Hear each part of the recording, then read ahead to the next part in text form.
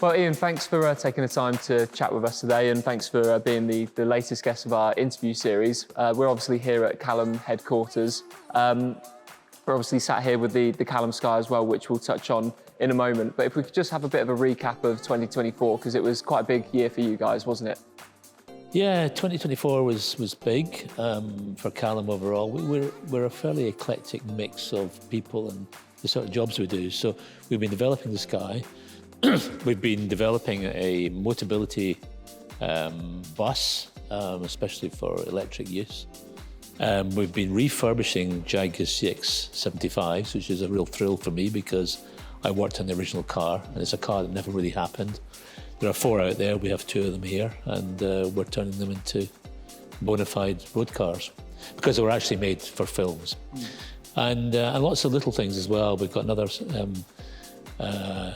level of whisky that we're doing with our whisky company up in Dumfries in Scotland, and other bits and pieces. So, as I say, an eclectic mix, but we turn our hand to a lot of things. Yeah, so you touched on the Jaguar there, which was a car you worked on originally.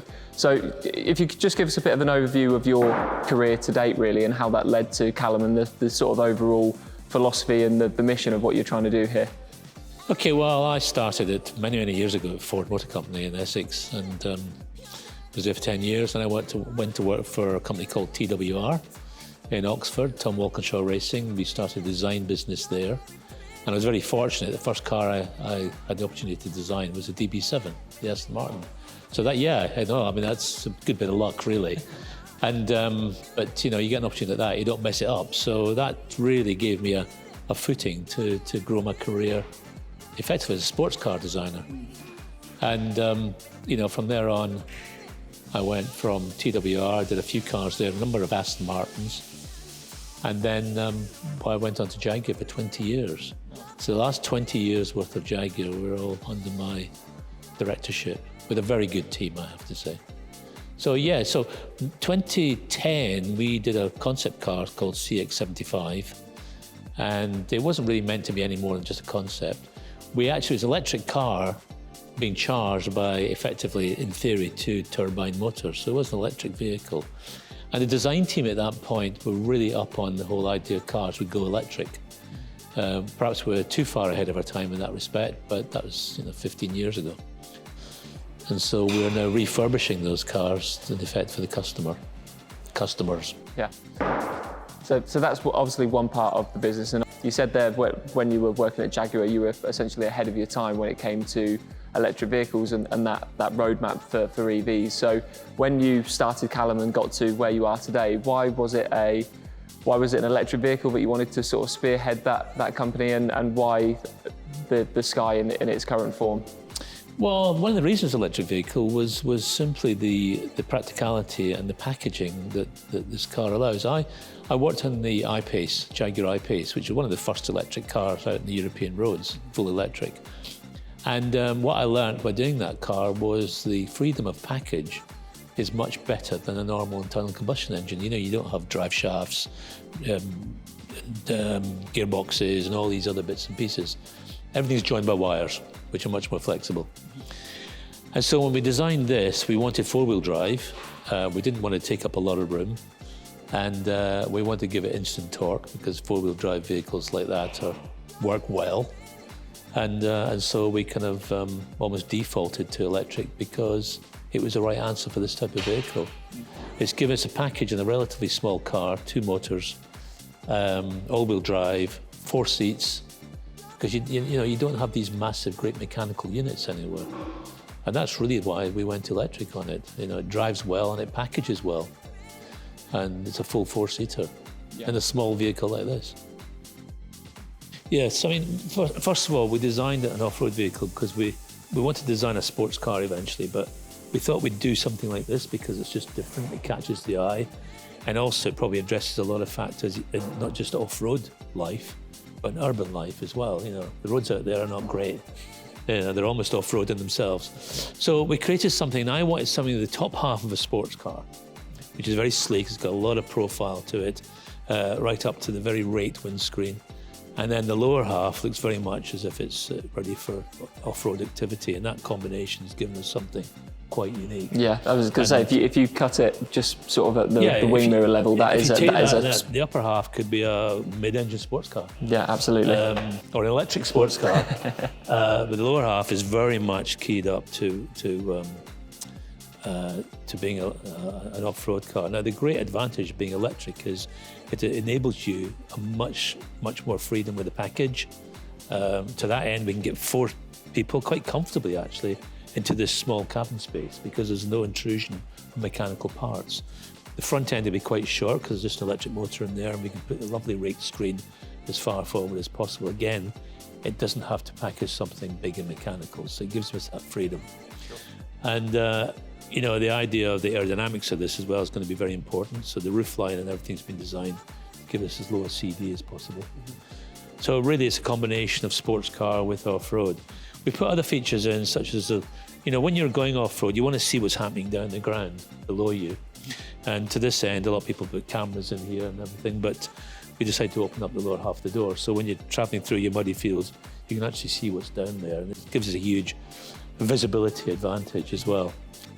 Sure. And it's not just automotive projects that you guys work on. You touched on there are other projects like the lounge chair, for example, and the whiskey as well. But we were very fortunate to be able to work with you guys last year for the launch of the CALLUM fascia for our new charge point, the Andersen A3. So can you just touch on that partnership in general, why Andersen is a brand that stands out to you, and yeah, what is it about designer-based charging that really appeals to you? Well, I was delighted when you approached us and said, you know, would you go into a partnership with some design work? And I said, absolutely. Not least of all because I looked at what you guys did and it was designed aesthetically properly, and it works. You know, the tether of the electric wire is hidden away. They're very unsightly things, and so from an aesthetic point of view, which matters to me, you know, I thought it was a perfect company to join forces with. And then, of course, we had the luxury of designing one of the front faces for you as well, the CALLUM version, which we have here. And I'm very proud of it, actually. In fact, I have one in my own house, which is quite nice to show off. You know, there's my charger, my name on it. Absolutely. We were talking off camera before we hit the record button, but obviously the design is such an important thing for us as well, and for you guys as well, so there's that perfect synergy there. But as well for people who, as you said, houses are not cheap, and people spend a lot of time, money and effort on their home, so it's important that if they are an EV driver, that they have something that is considered and aesthetic on the side of their home, and not something that's a bit of an eyesore and with messy cables and other things like that. Yeah, absolutely. The messy cables, I never wanted one of these connected cables because they just end up hanging there, and they do look very untidy. I see them all the time.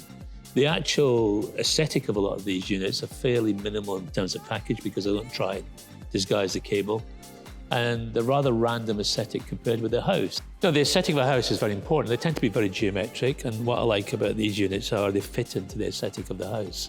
You know, they're well designed, but also they match the aesthetic of the house, and with the various finishes that's available, one of them will match the aesthetic of the detail of the house as well. You know, when you buy a garage door, you don't buy something randomly. You buy something that's going to match the rest of the house, obviously, or the window frames. It matters. And, you know, I always say that anything worth doing in terms of design is worth doing well, and anything that's aesthetically compromised is not worth having. So I fully approve of it, absolutely. In terms of the design of the charge point as well, are you able to give us a bit of an insight into the inspiration behind the design for the charger? And yeah, just a bit of the overall sort of philosophy and the approach to that. Yeah, I mean, the charger itself it's just a very simple box. Aesthetically, it's correct for most architecture. It's not imposing, which is good. And the ones that we did for you, we decided to go with a natural wood, which tends to fit in with a lot of domestic aesthetics. And we put quite a vibrant pattern on it, which gives us a sense of movement. We like the idea of movement. You know, I've got a design philosophy. It's about movement, but also about structure. And we designed the pattern around that philosophy. So that's how it came to being. You know, I hope we get a chance to do another one at some point so that we can get it onto another level of experimentation, perhaps, or vibrance, or whatever. But it's a great starting point. Yeah. So what are the next steps for 2025? We're filming this fairly early into the year in January, so we've got the whole year ahead of us. What are the next steps for Callum as a whole, but also for the Sky? We're talking off camera before this interview started, but it's going to be a big year for this vehicle, isn't it? Yes, it is. And our next stage on this vehicle is we've done it in stages because we're funding it ourselves. We'll have to get to a point in the very near future where we'll need, some investment on it from outside, because this is a big project. We're doing it incidentally because we want to design and build our own cars. Of course, we're happy to design and build cars for other people. We do that in a low volume, high volume, and individual basis. But really, to do what you want to do in life, you have to do your own car. So this is the start of that journey.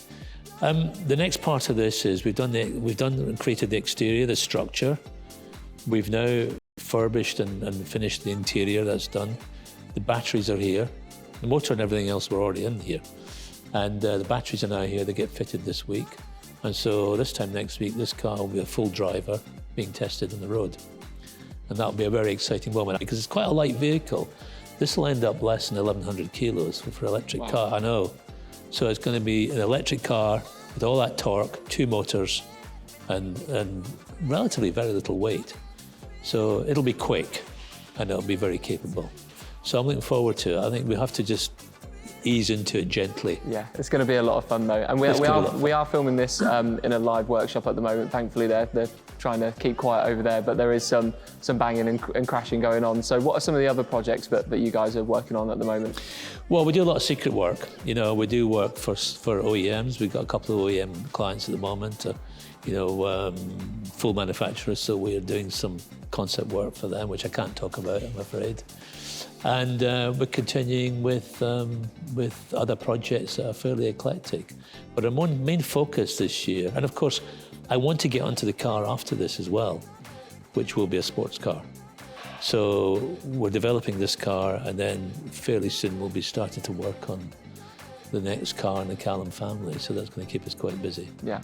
So just final thoughts for this episode. Obviously, we touched on your plans for the year, but if there are a few things that we can expect to see from Callum over the next couple of months that you're particularly excited about, and things we can look out for as well. Good question. Put you on the spot a little bit with that one. Yeah, I mean, really, the next 6 months of our work is going to be fairly secret with clients.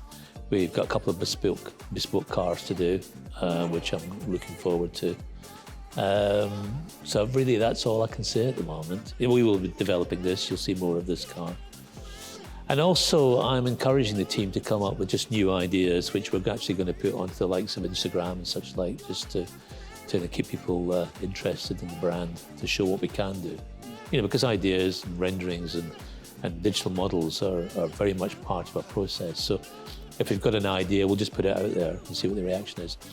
We're also going to do some clothing as well, for our own brand. So just to start off, T-shirts and caps, but we'll be going into other bits of clothing. If that works for us, we will look at some fashion items. Watch this space. Watch this space.